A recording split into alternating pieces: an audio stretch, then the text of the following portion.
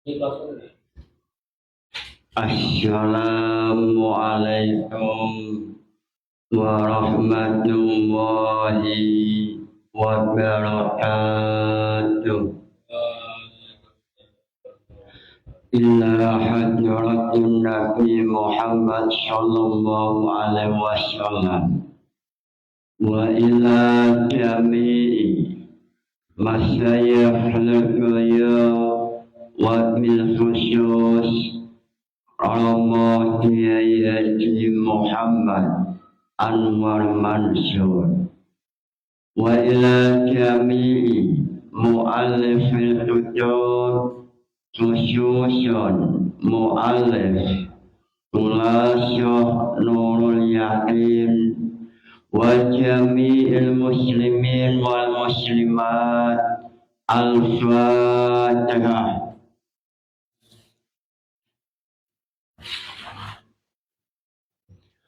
Sebelum memulai pembahasan Khulasyah Nurul Yakin, silahkan mahasiswa yang mau bertanya.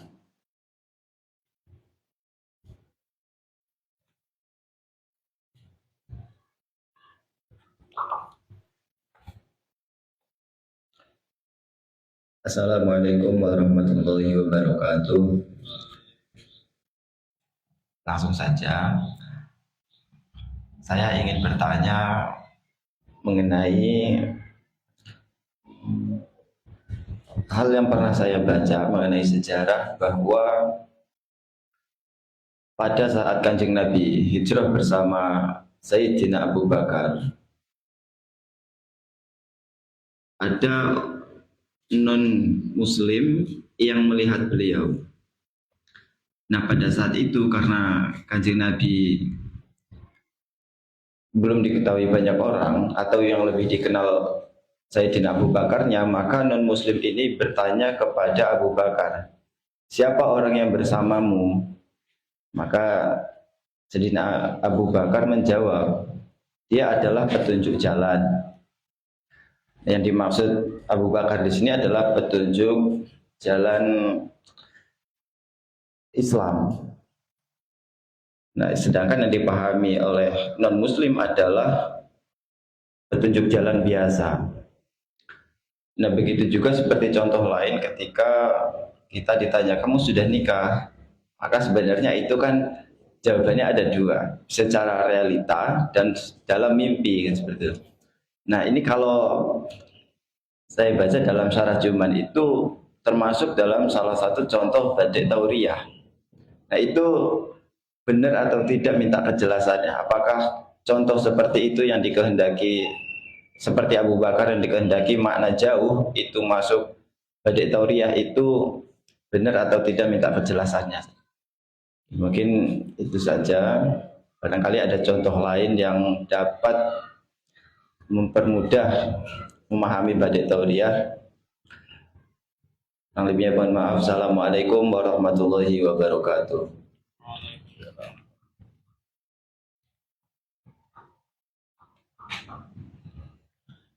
Terima kasih pertanyaannya. Muncul pertanyaan minta kejelasan mengenai Badi' Tauriyah pada saat Nabi Muhammad dengan sahabat Abu Bakar melakukan hijrah, lalu pada waktu di perjalanan sahabat Abu Bakar ditanya oleh non-muslim, man hadza rajul? Sahabat Abu Bakar mengatakan,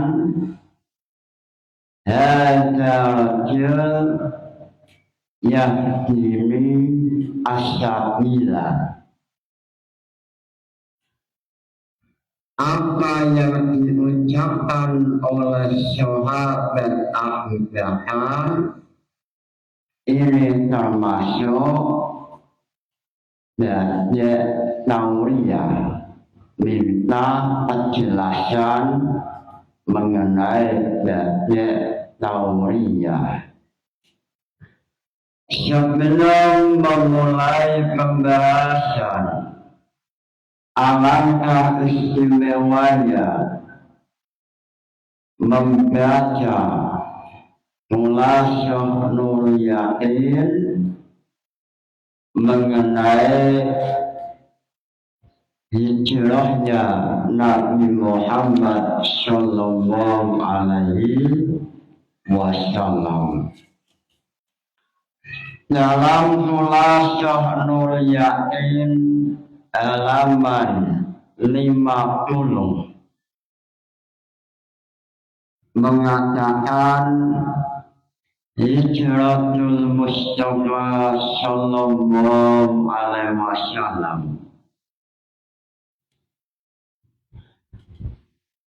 Pada zaman dahulu Nabi Muhammad sebelum hijrah, Nabi Muhammad ada di Mekah selama 13 tahun.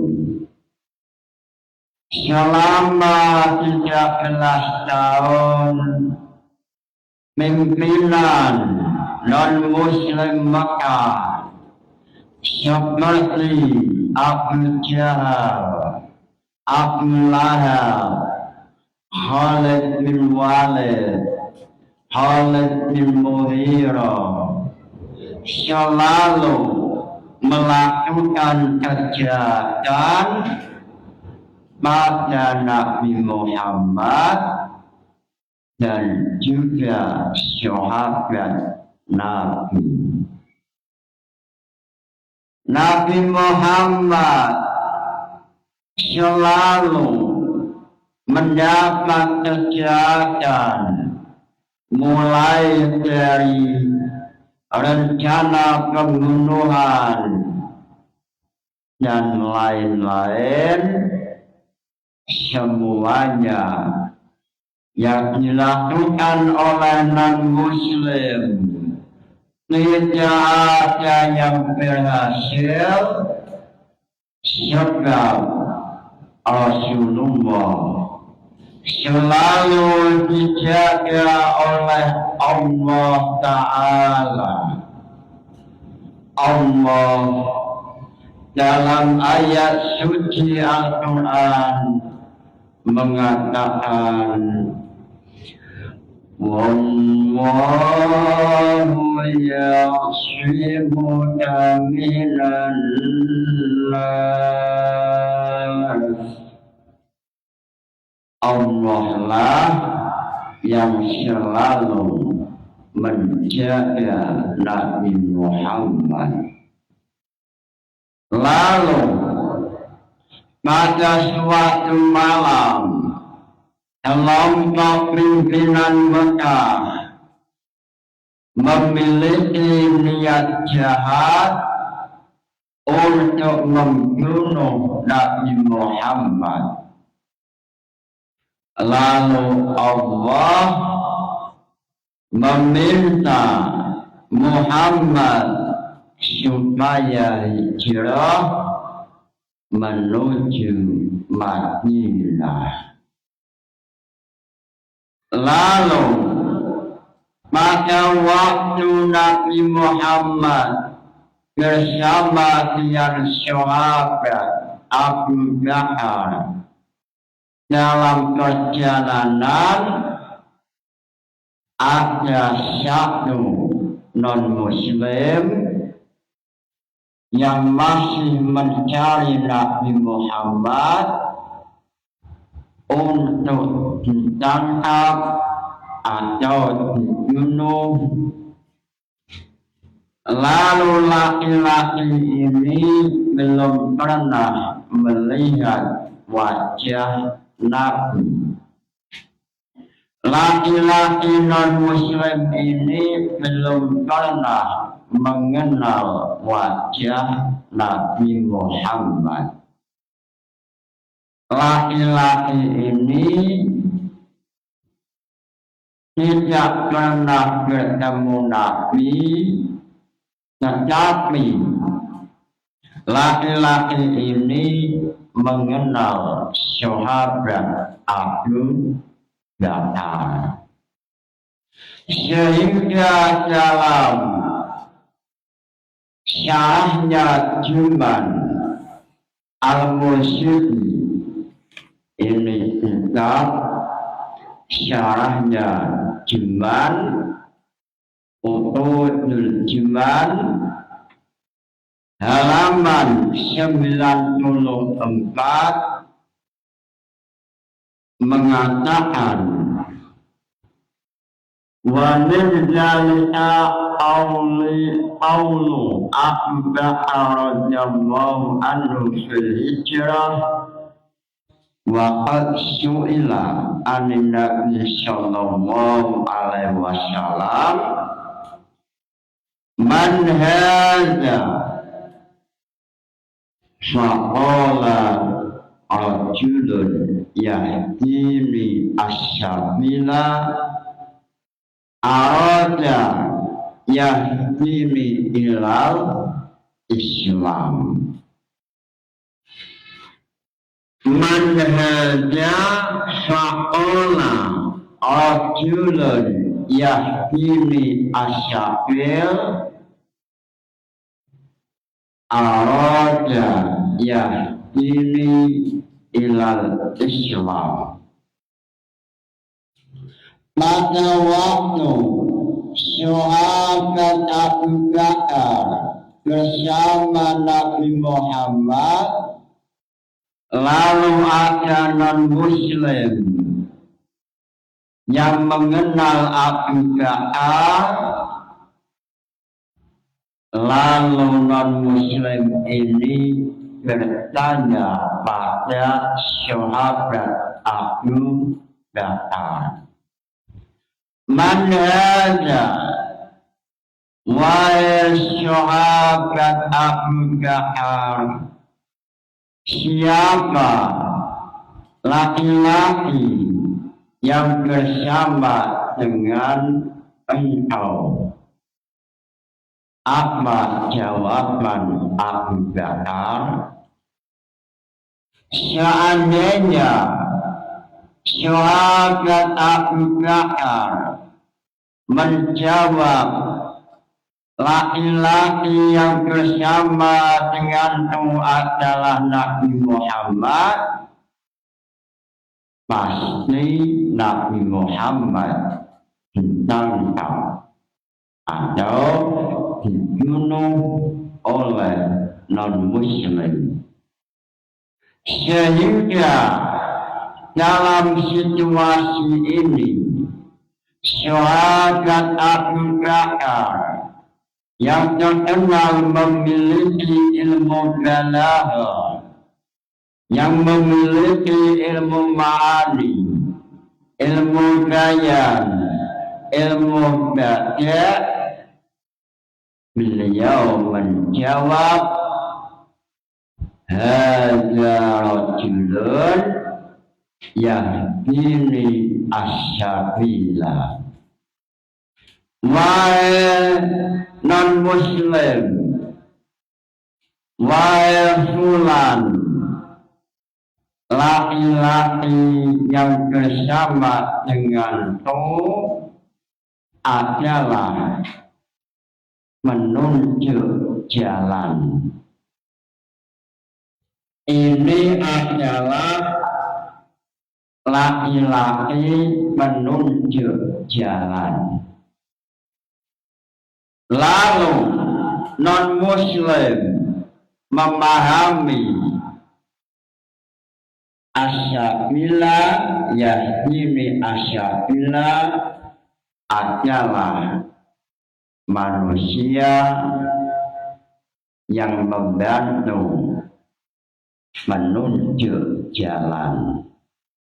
Sedangkan yang dimaksud oleh sahabat Abu Bakar adalah laki-laki yang menunjukkan jalan menuju agama Islam. Sehingga ulama-ulama mengatakan apa yang diucapkan oleh sahabat Abu Bakar ini termasuk ilmu baca, yaitu baca tauriyah. Muncul pertanyaan, apa itu ilmu baca? Apa nazaman definisi ilmu baca dalam nazam Jawahirul Maknun? Jawabannya, wa ma fi wujud tahsilil kalam yu'adudu abil bati wassalam. Ini nazam definisi ilmu baca. Wa ma fi wujud tahsilil kalam yu'adu yujabil bati wassalam. Itu nazam mengenai ilmu baca. Lalu muncul pertanyaan, apa nazam baca tauriyah? Jawabannya, tauriyatun tud'a, tauriyatun tud'a bi'ihamil lima uridu maknahu ba'idu minhuma. Tauriyah adalah suatu lafaz yang diucapkan oleh mutakalim, lalu lafaz itu memiliki dua makna. Makna yang pertama adalah makna yang tepat atau makna qaribun. Lalu makna yang kedua makna ba'idun, makna yang jauh. Lalu mutakalim menghendaki makna yang jauh, sehingga apa yang diucapkan oleh sahabat Abu Bakar, rajulun yahdini asyafila, ini memiliki dua makna. Makna yang pertama makna qaribun, yaitu laki-laki menunjuk jalan, atau laki-laki yang membantu sebagai menunjuk jalan. Lalu makna yang kedua atau makna al-ba'id, makna yang jauh, adalah laki-laki yang menunjukkan jalan menuju agama Islam, atau Nabi Muhammad yang menunjukkan jalan menuju Islam. Lalu yang dikehendaki oleh sahabat Abu Bakar adalah makna yang jauh. Lalu non-Muslim memahami makna yang pertama atau makna yang dekat. Inilah dalam istilah ilmu bada' dinamakan bada' tauriyah. Lalu muncul pertanyaan dalam syarahnya Juman Ututul Juman mengatakan Fa'ola mongtodawuh sapa sahabat Abu Bakar Rajulun yahdini asyabil. Muncul pertanyaan lafaz ola fa'ola rajulun yahdini asyabil. Lafaz ola apa minaknya? Jawabannya minak ajwa. Muncul pertanyaan ola asluhu apa? Ola asluhu awala ala wasmi fa'ala. Muncul pertanyaan apa ilalnya? Ulibat al-wawu alifan limutu'iyya baca alif ulibat al-wawu alifan litahawiyya wan fitahi ma qablaha fasyara ola. Muncul pertanyaan apa tasyrif ola? Jawabannya ola yaqulu qawlan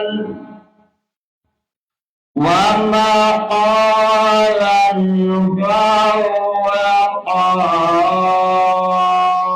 qailan wa jaka maqulan qulna taqul maqalan biqalan. Ola minaknya minak apa? Jawabannya minak ajwa.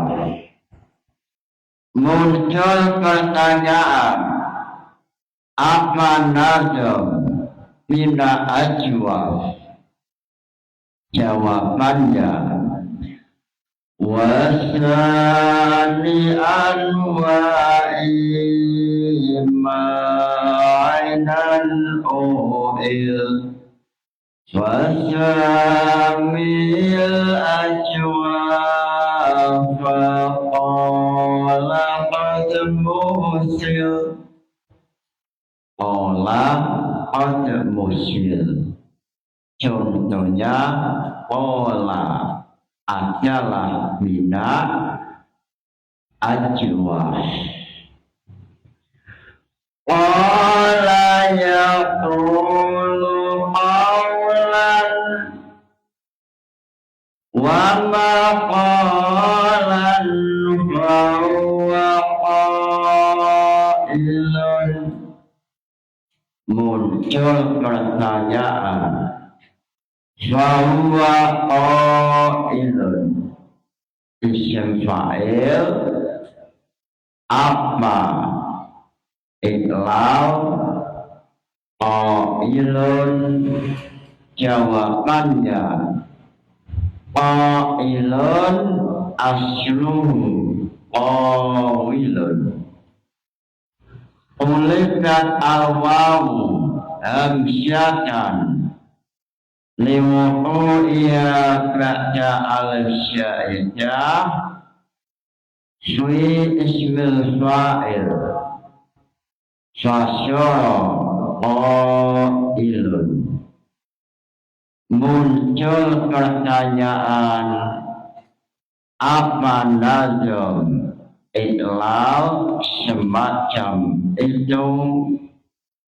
Jawabannya, ahruful ibtali hada tamudriya wa abdilil amsyata min wawin waya akhirun isra'al bin sitawafi swa'ilim ma'u'ila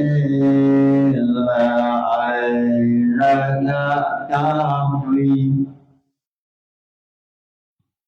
Lalu setelah Nabi Muhammad sampai di Madinah, Nabi Muhammad mengajak masyarakat Madinah untuk bersama-sama membangun negara Madinah.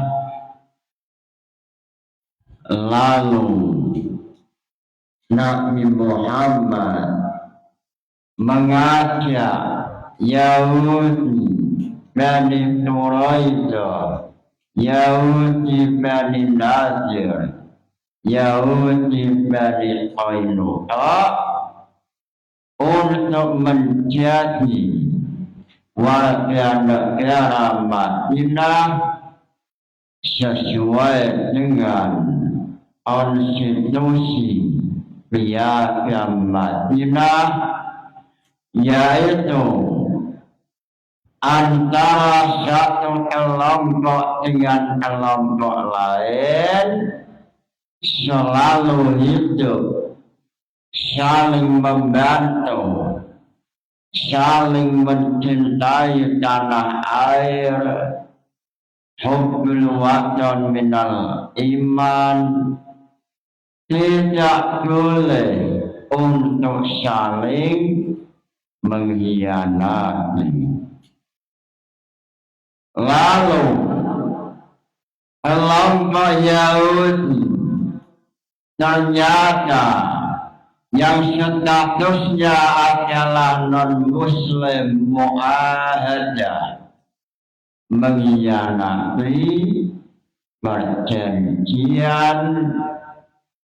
Lalu ada yang mencoba membunuh Rasulullah, yaitu Yahudi Bani Nadir, sehingga dengan sebab kejahatan yang dilakukan oleh Yahudi, Rasulullah mengajak seluruh umat Islam untuk melakukan resolusi jihad melawan pengkhianat bangsa, yaitu Yahudi Bani Nadir.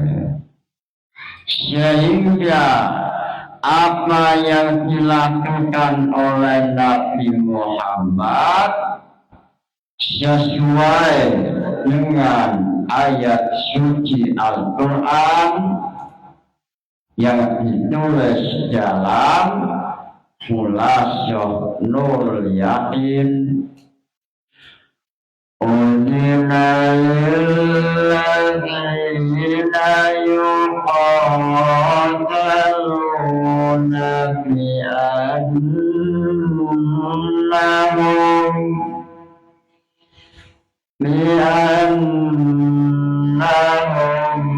zulimun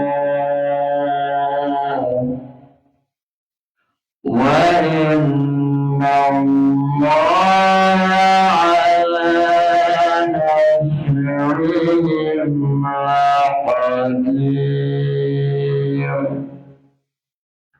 Udina dan izini lilladzina ma'yuwam akan al-mu'minuna yuqataluna tartan karangi sapa alladzina bi'annahum syakrak syatune alladzina itu zulimu dan aniaya sapa alladzina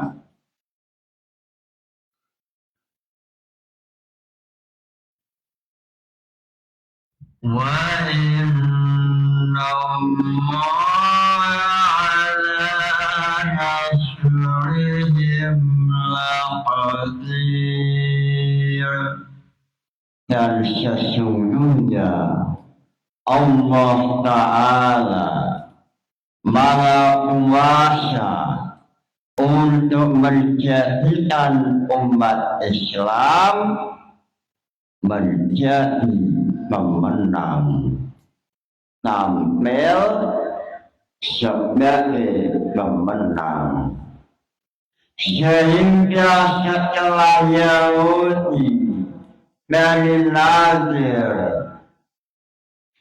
sebab kejahatannya diusir oleh Nabi Muhammad, sehingga dalam kitab Adwaul Bayan mengatakan bahwa ayat Uzina lilladzina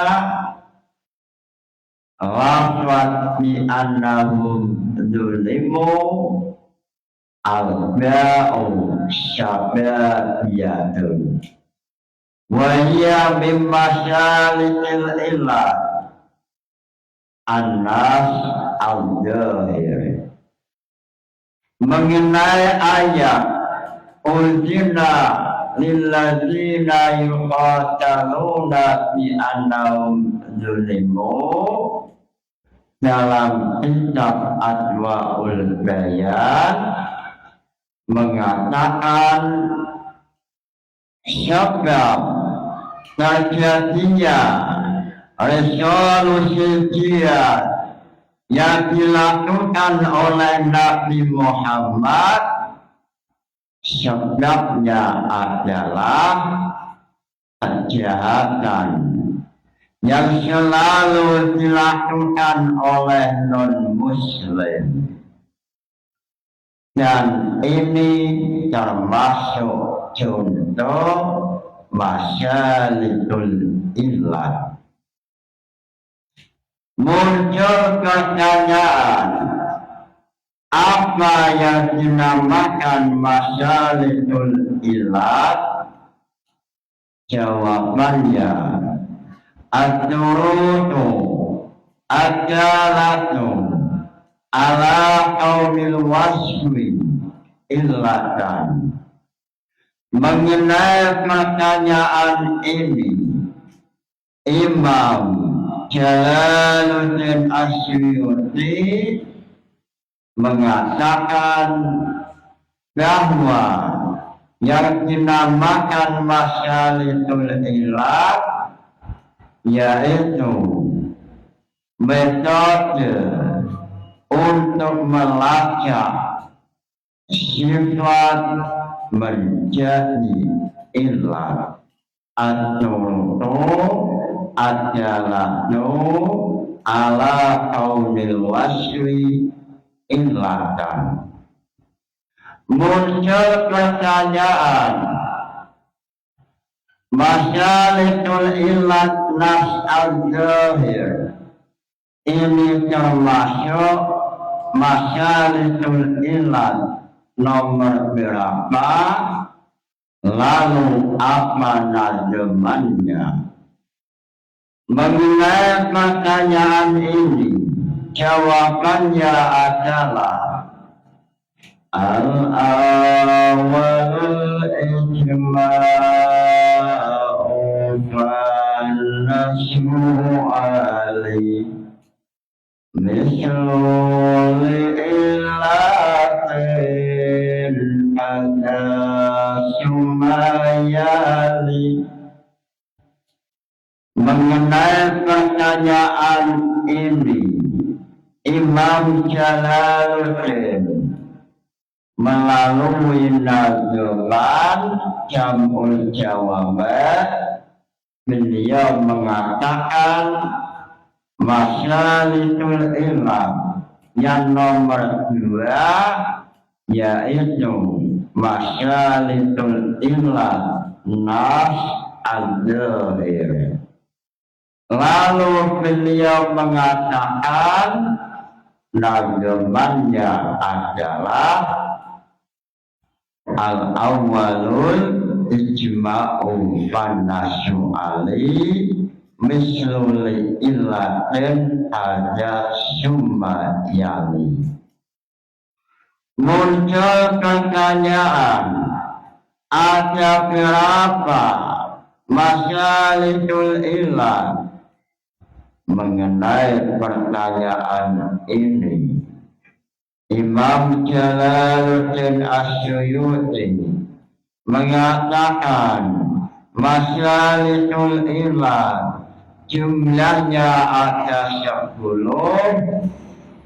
Pertama, al-awwal al-ijma', lalu yang kedua an-nas, lalu asyakru wa taksim, lalu iman, lalu munasyabah, lalu syabah, lalu dawran, lalu norju, lalu tanqihul manat nomor 9, tanqihul manat nomor 10, ilhaul faruq.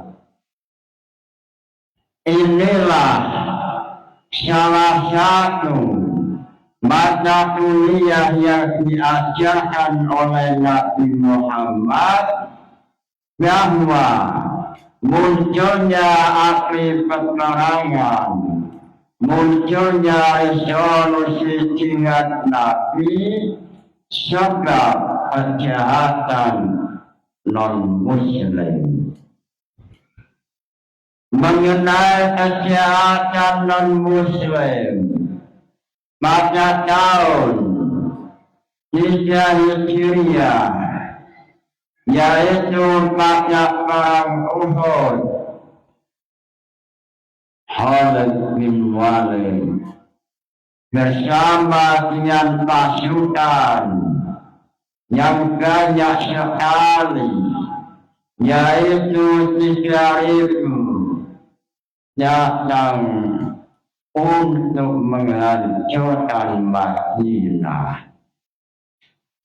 Lalu Rasulullah mengajak masyarakat Madinah untuk mempertahankan tanah air tercinta. Rasulullah mengajak seluruh umat Islam untuk melakukan resolusi jihad seperti yang pernah dilakukan oleh Kiai Hasyim Asy'ari, yaitu pada waktu pasukan Inggris, pasukan non-muslim mencoba kembali ke Indonesia, Maka Kiai Hasyim Asy'ari mengatakan jihad, resolusi jihad wajib untuk membela tanah air tercinta. Inilah alasan Islam memperbolehkan jihad sesuai dalam usul fiqh al-hukmu yaitu ma'a illahi. Hukum jihad, munculnya jihad sebab munculnya ilat jihad. Sehingga seandainya non-muslim tidak melakukan kejahatan pada umat Islam, maka umat Islam tidak boleh untuk berjihad. Sebab agama Islam adalah agama yang mencintai perdamaian, mencintai untuk hidup bersama, tidak saling untuk melakukan kejahatan. Lalu pada waktu Khalid bin Walid membawa 3.000 pasukan, Nabi Muhammad membawa pasukan 700. 3.000 melawan 700. Siapa yang tampil menjadi pemenang? Yang tampil menjadi pemenang pada awal peperangan adalah kelompok kelompok Islam. Pada awal peperangan Islam tampil menjadi pemenang. Mengenai hal ini, Allah Ta'ala melukiskan dalam surat dalam Al-Quran, yaitu وَلَقَدْ صَدَقَكُمُ اللَّهُ وَعْدَهُ إِذْ تَحُسُّونَهُم بِإِذْنِهِ وَلَقَدْ صَدَقَكُمُ اللَّهُ وَعْدَهُ. Allah menjadikan umat Islam walaupun jumlahnya sedikit, Islam tampil menjadi pemenang. Lalu setelah Islam terjadi perpecahan, mulai meninggalkan perintah Nabi Muhammad, lalu situasi berubah.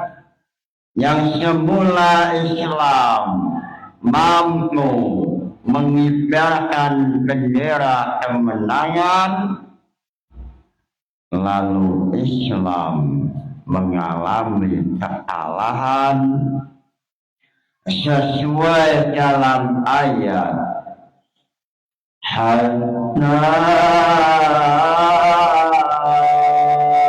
idza fasiltum wa tanasa'tum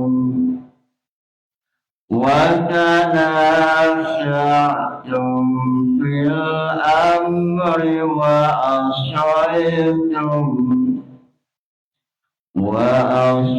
لبثتم من بعد ما أراكم ما تحبون منكم من يريد الدنيا ومنكم من يريد الآخرة ثم صرفكم عنهم ولقد عفا عنكم. Inilah menyebab Islam menjadi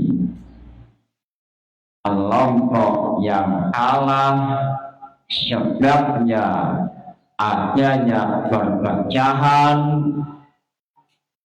adanya kelompok yang tidak mengikuti perintah Nabi Muhammad, yaitu kelompok pemanah.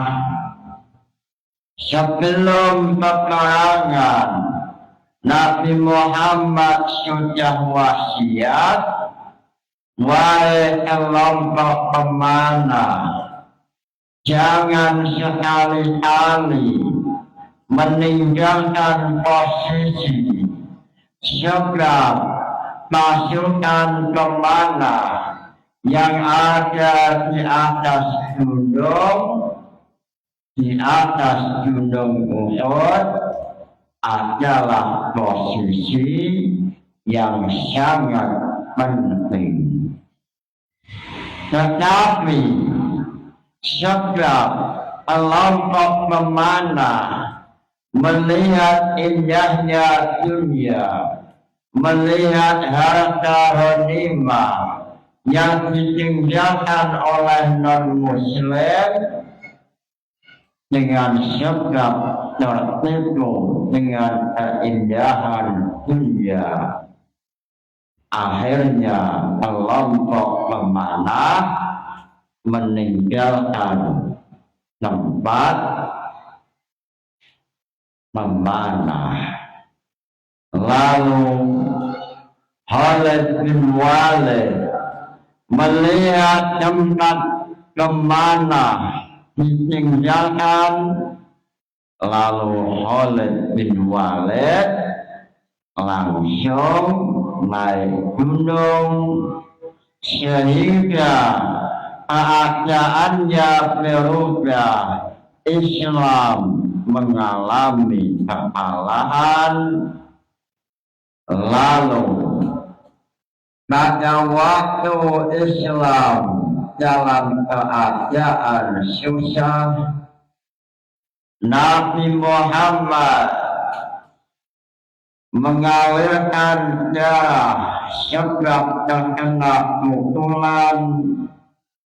Lalu salah satu sahabat Nabi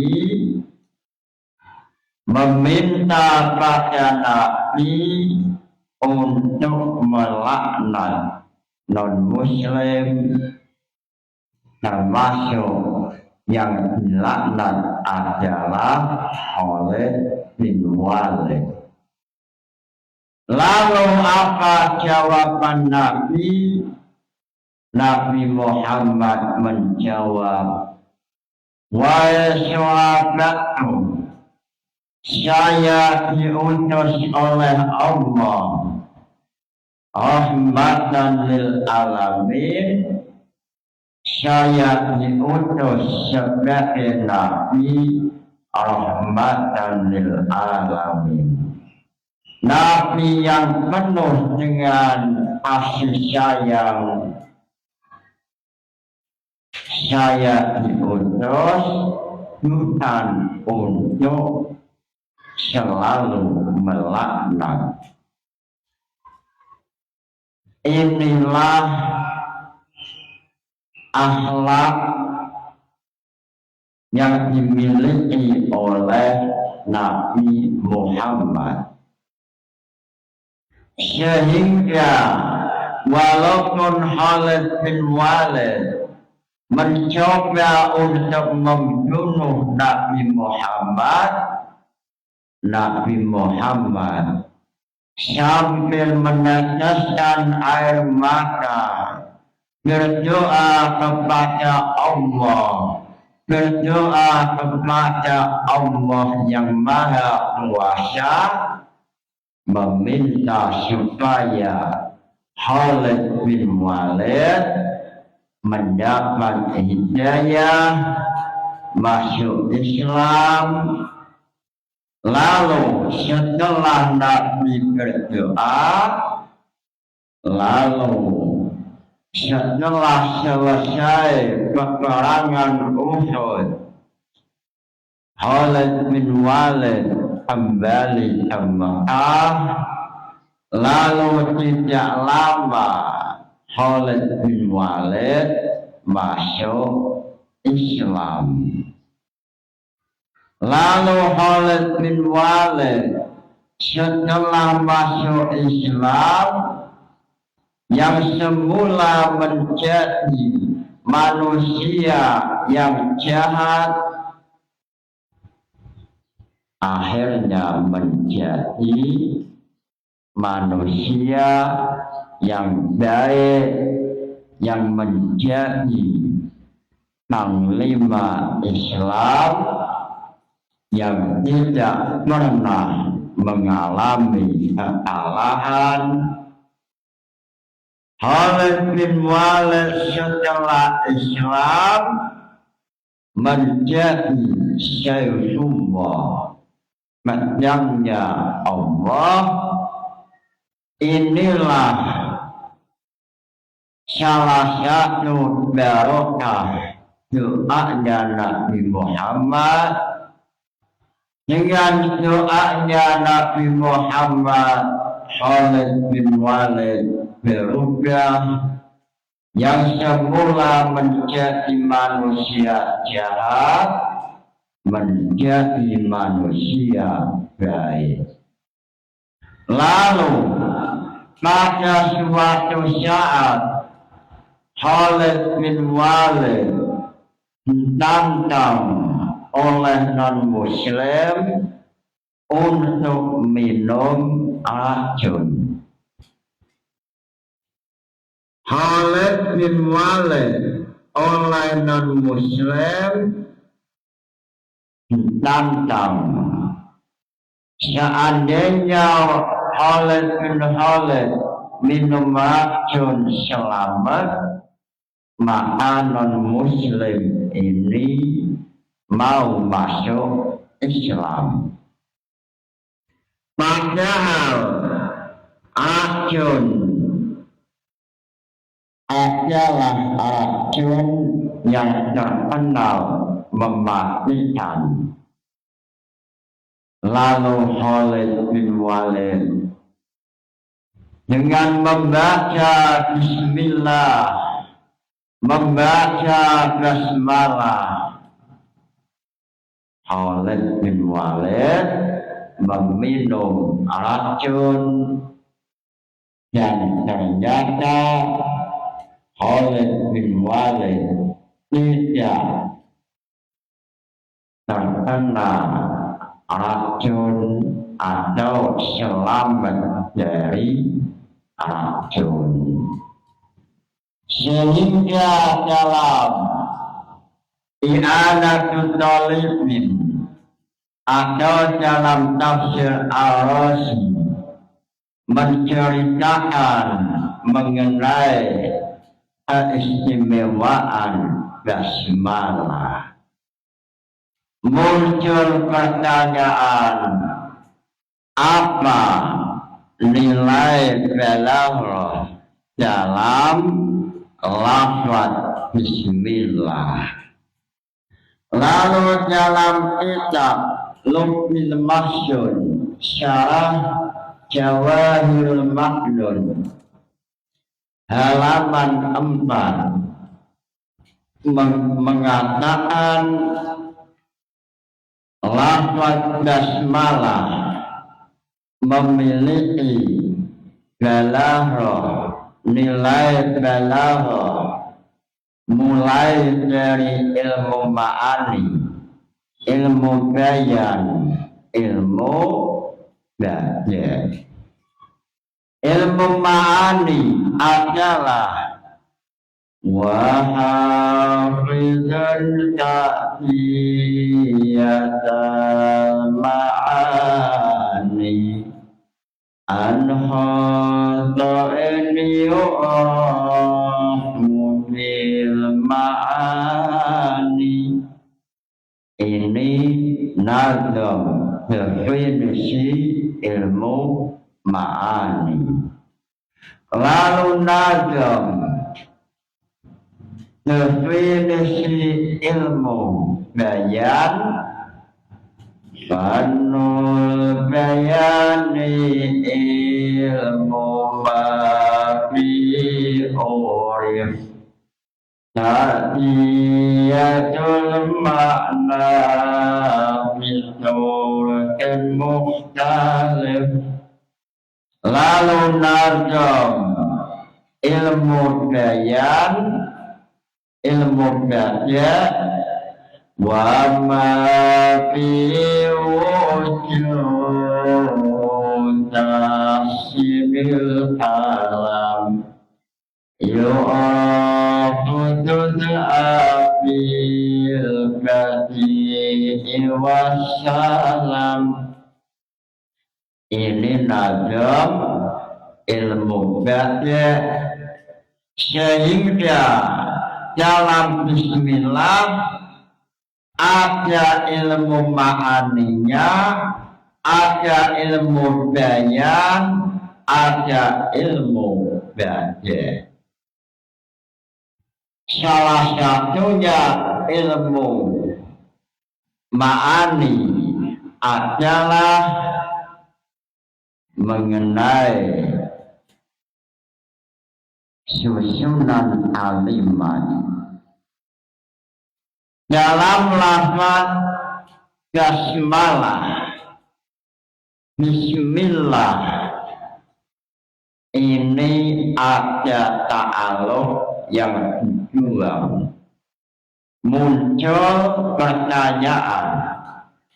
Ta'aluknya bismillah majrur mesti memiliki ta'aluk sesuai nazam dalam qawaidul i'rab mengatakan wa al-izraha wa madhahu bil fi'li aw ma ya'nawi maknahu. Setiap jar-majrur semisal bismillah mesti ada ta'aluknya. Lalu ta'aluknya dibuang, ini termasuk ilmu ma'ani,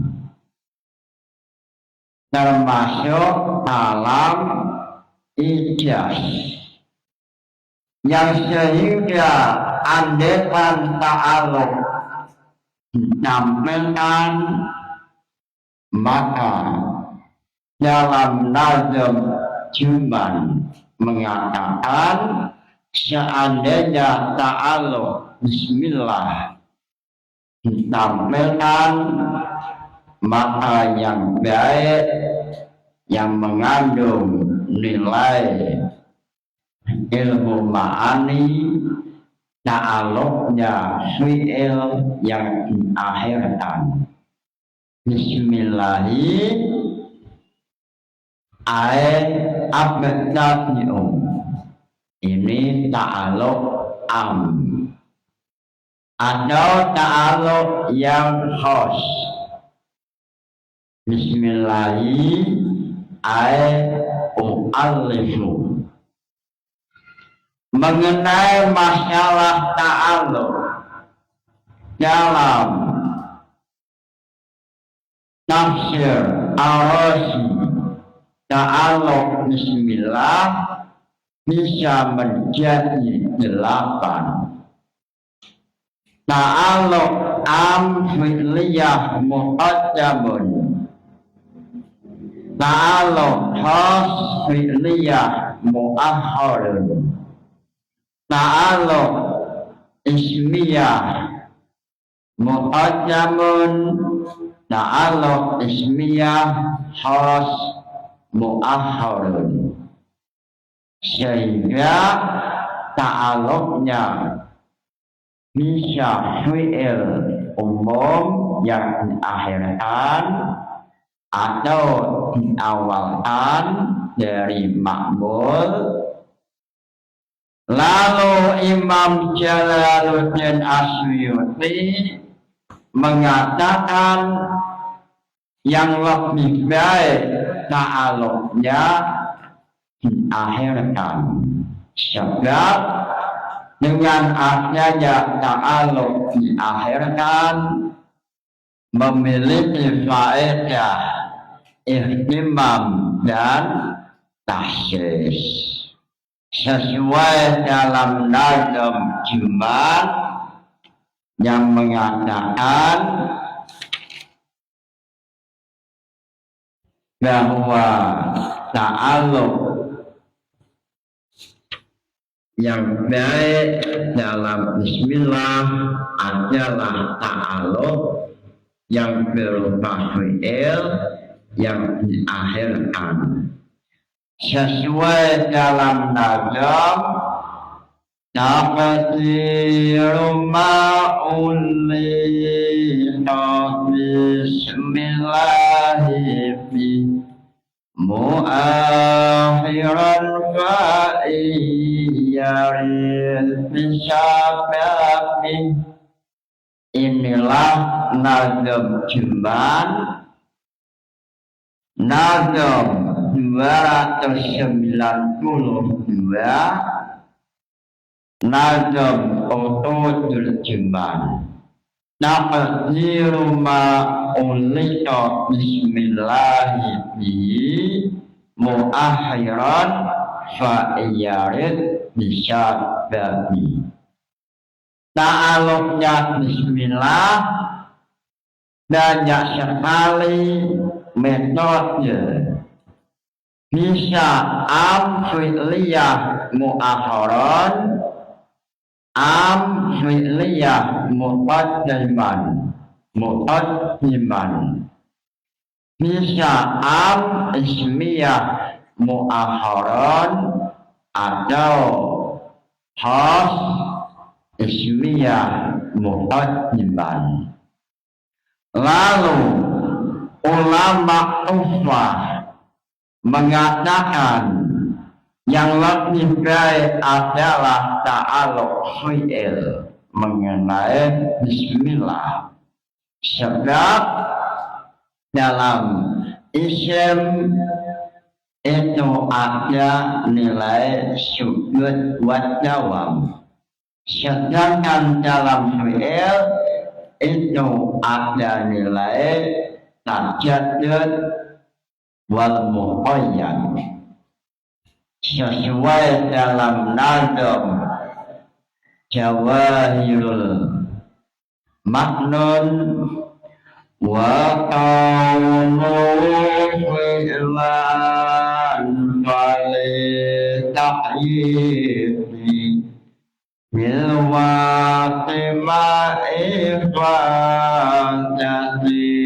tajdidi wa qawlu isman lisukuti wa dawam. Dengan alasan fi'il menyimpan makna ta'yid bil waqti wa tajaddud, kelompok Kufah memilih ta'alluqnya adalah ta'alluq fi'il. Lalu Imam Suyuti mengatakan yang lebih baik ta'alluqnya diakhirkan, sehingga bismillah Bismillahirrahmanirrahim. U'alifu. Ini ta'aluk khas fi'liyah atau yang fi'liyah. Bismillahirrahmanirrahim ay abtadi'um. Lalu dalam lafaz bismillah mengandung nilai balaghah, mulai ma'ani, ilmu bayan, ilmu badi'. Salah satu ilmu bayan yaitu membahas masalah majaz, isti'arah atau tasbih atau inayah. Lalu dalam lafaz Ar-Rahman Ar-Rahim mengenai lafaz ini mengandung ba'da tauriyah. Lalu ada yang mengatakan itu adalah majaz mursal, sehingga lafaz basmalah terkumpul ilmu ma'ani, ilmu bayan. Ilmu bayan majaz mursal, sehingga dalam nazoman Jawahirul Maknun perbedaan majaz mursal dengan majaz isti'arah yaitu wal isti'aratu majazun ulqatu tasyabhun ta'asyadin syaja'atu. Majaz isti'arah yaitu majaz yang adanya alaqah dengan tasyabbuh, persamaan.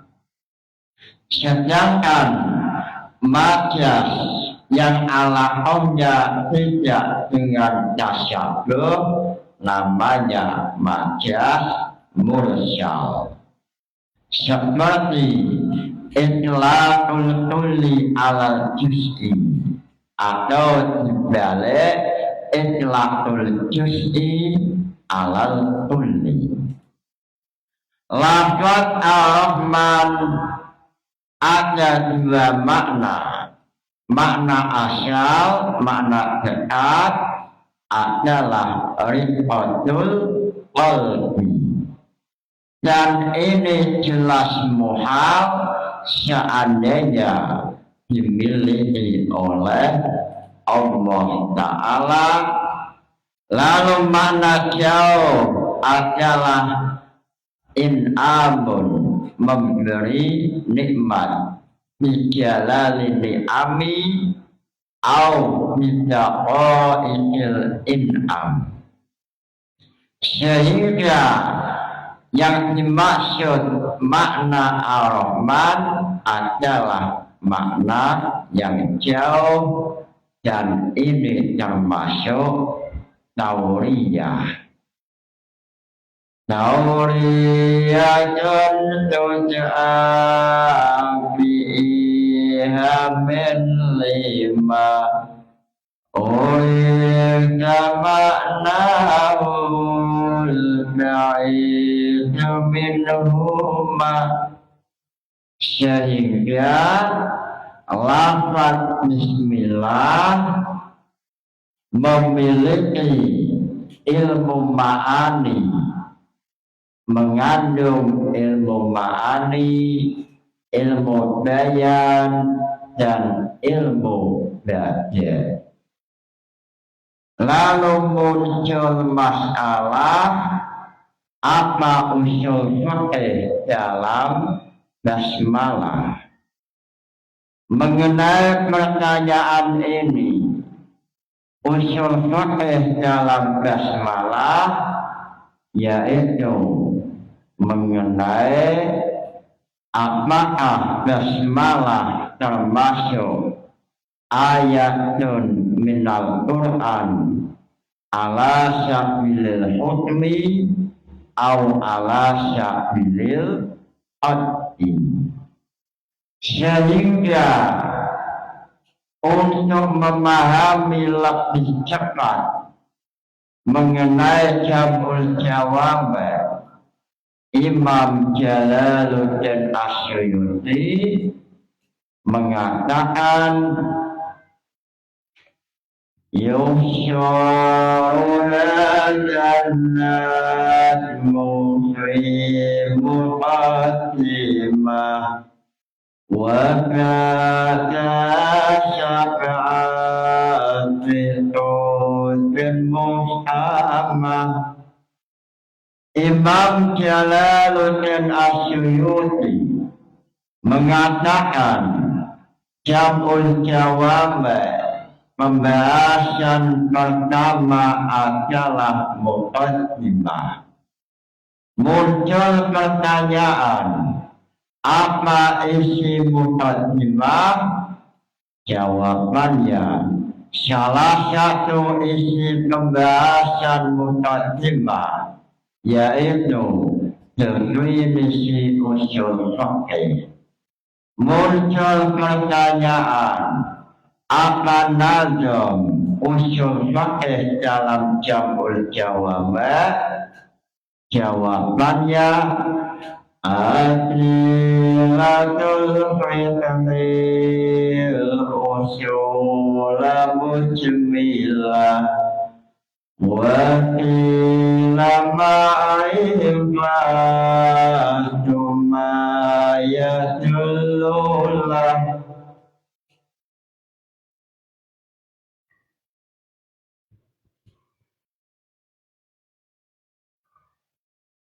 Lalu setelah menjelaskan muqaddimah, jamul jawab menjelaskan 7 al-kitab. Al-kitab al-awwal membahas mengenai Al-Quran. Al-kitab as-sani mengenai as-sunnah. Lalu al-kitab as-salis mengenai al-ijma'. Lalu al-kitab al-rabi' mengenai al-qiyas. Lalu al-kitab al-khamis mengenai masalah istidlal. Lalu al-kitab as-sadis mengenai tarjih. Lalu al-kitab as-sabi' mengenai masalah mujtahid. Muncul pertanyaan mengenai pembahasan basmalah dalam jamul jawab masuk dalam al-kitab nomor 1 atau 2.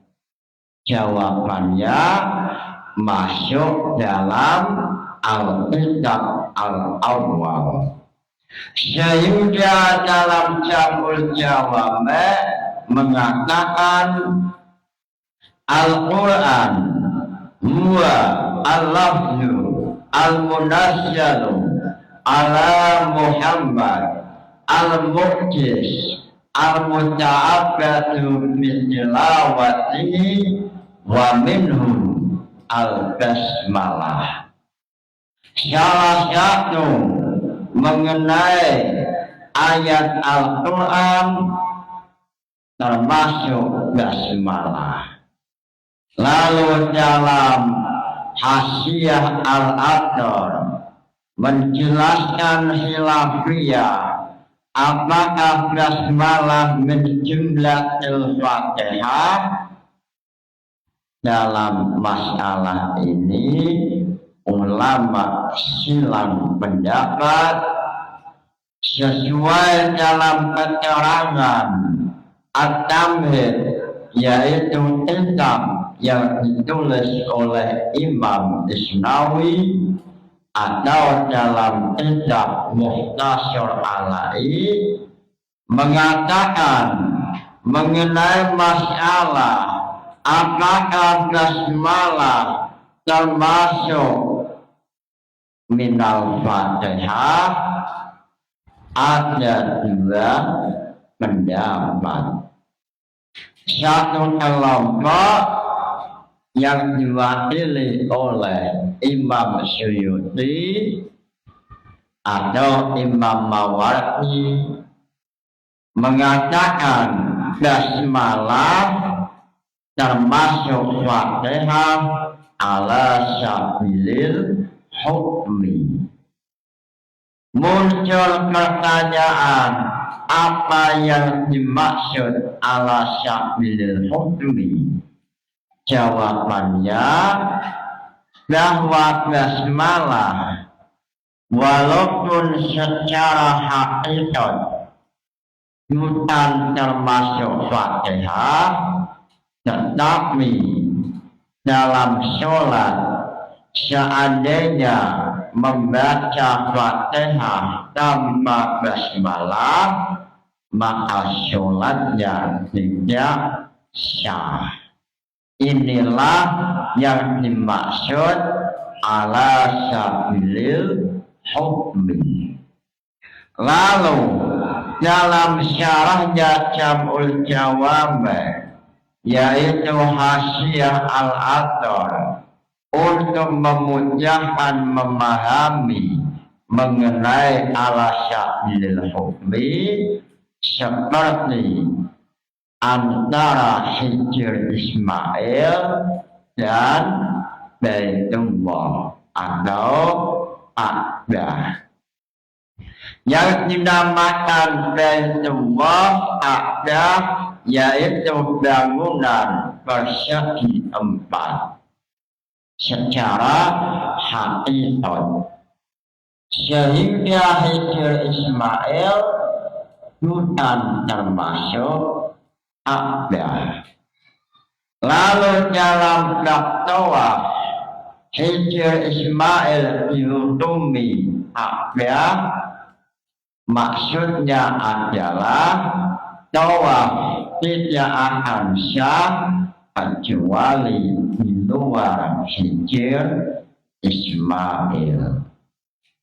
Lalu kelompok kedua mengatakan ala sabilil qat'i, mengatakan bahwa bismillah adalah ayatun minal Fatihah ala sabilil qat'i. Lalu kelompok kedua ini ditolak oleh Imam Mawardi dan Imam Haramain. Beliau mengatakan pendapat ini termasuk rubawatun azimatun.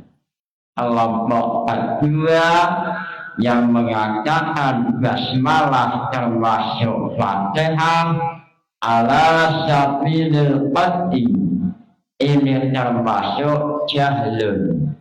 Lalu bahasa lain rubawatun azimatun.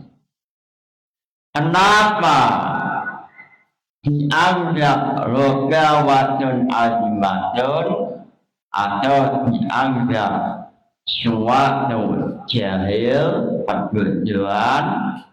Sebab sudah ada ijma bahwa siapa yang ingkar tidak setuju basmalah termasuk Fatihah ini tidak sampai dihukumi kafir. Sedangkan mengatakan basmalah minal Fatihah ala sabilil qat'i ini seolah-olah mengatakan siapa yang tidak setuju basmalah termasuk Fatihah maka dihukumi kafir.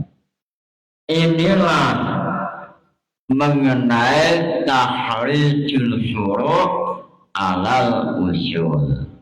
Mudah-mudahan ngaji ini membawa barokah manfaat. Al-Fatihah.